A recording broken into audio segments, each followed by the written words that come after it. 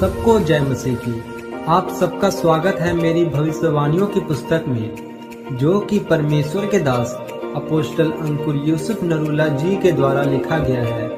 तो आइए मेरी भविष्यवाणी की पुस्तक में से आज के वचन को पढ़ें। आज का विषय है विरोध के बदले विरोध ना करें। जैसे कि मत्ती की पुस्तक 5 अध्याय उसकी 38 और 39 आयत में लिखा है, तुम सुन चुके हो कि कहा गया था कि आंख के बदले आंख और दांत के बदले दांत, परंतु मैं तुमसे यह कहता हूँ कि बुरे का सामना ना करना, परंतु जो कोई तेरे दाहिने गाल पर थप्पड़ मारे उसकी ओर दूसरा भी फेर दे। मेरे प्रियो, पुराने नियम में लिखा है कि दांत के बदले दांत और आंख के बदले आंख, पर नए नियम में लिखा है कि दुष्ट का सामना ना करो, भलाई से बुराई को जीत लो। अब क्या नए नियम में प्रभु यीशु मसीह बदल गए हैं? क्या वह एक सा रहने वाले परमेश्वर नहीं है? फिर पुराने नियम में परमेश्वर ने कुछ अलग और नए नियम में कुछ अलग क्यों कहा है? मेरे प्रियो, अगर प्रभु यीशु मसीह पहले ही कह देते कि आंख के बदले आंख नहीं, दांत के बदले दांत नहीं, और अगर कोई तुमको मारता है तो तुम्हें उसके लिए सिर्फ प्रार्थना करनी है।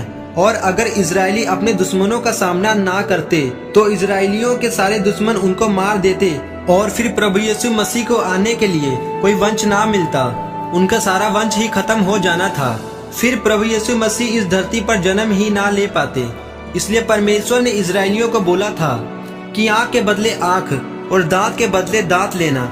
लेकिन जब प्रभु यीशु मसीह आ गए तो फिर प्रभु यीशु मसीह ने कहा कि अब कोई दांत के बदले दांत नहीं और कोई आंख के बदले आंख नहीं। अब प्रभु यीशु मसीह ने कहा कि अगर तुम विरोध के बदले विरोध करोगे तो तुम अपनी आशीषों को खो दोगे। मेरे प्रियो, बाइबल में लिखा है कि पौलुस एक जगह पर प्रचार कर रहा था और उन्होंने लोगों को इकट्ठा किया और पौलुस को धक्के मार मार कर शहर से बाहर निकाल दिया।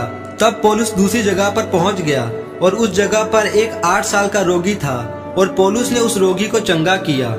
और यह देखकर बहुत से लोगों ने परमेश्वर पर विश्वास किया।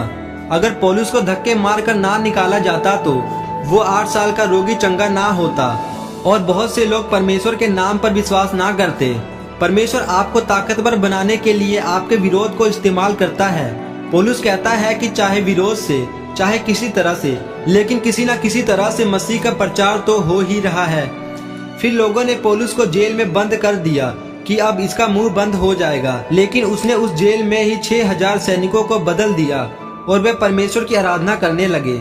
परमेश्वर कई बार जानबूझकर लोगों को आपके विरोध में करता है ताकि वो आपके विरोध में बोले और आप उन जगहों पर पहुंच सके जिन जगहों पर परमेश्वर का वचन नहीं पहुंचा। कई बार जिन जगहों पर आप खुद नहीं पहुंच सकते, उन जगहों पर आपका दुश्मन आपको पहुंचा देता है। इसलिए मेरे प्रियो, अगर आपका कोई विरोध करे तो आप उसके विरोध में ना बोले, उसका विरोध ना करे, क्योंकि हमारा प्रभु यीशु मसीह हमारे साथ है। वो खुद ही न्याय करेगा। वो आपके विरोध को भी आपको ऊंचा करने के लिए इस्तेमाल करेगा। आमीन। तो आइए हम इस अंगीकार को एक मन होकर करें। सर्वशक्तिमान परमेश्वर, इस वचन के लिए मैं आपका धन्यवाद करता हूँ।